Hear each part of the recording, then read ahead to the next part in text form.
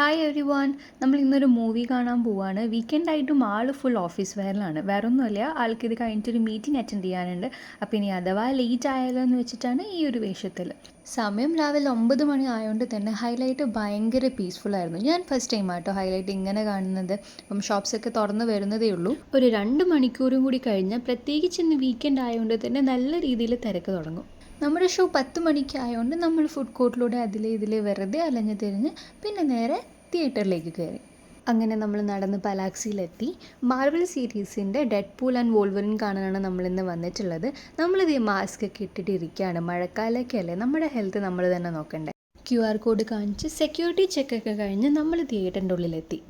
3D glasses ഒക്കെ collect ചെയ്ത് അങ്ങനെ നമ്മൾ മൂവി കണ്ടു. ഹസ്ബൻഡ് നിർബന്ധിച്ച് ഫസ്റ്റ് ഷോക്ക് പോയതാണെങ്കിലും എൻ്റെ ഫസ്റ്റ് മാർവൽ എക്സ്പീരിയൻസ് ആയിരുന്നു ഇത്.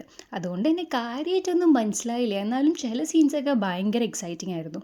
മൂവി അവസാനിച്ചിട്ടും ആരും സീറ്റിൽ നിന്ന് അനങ്ങിയിട്ടില്ല കേട്ടോ.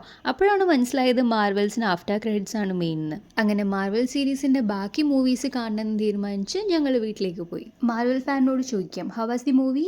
So that's it. ബൈ.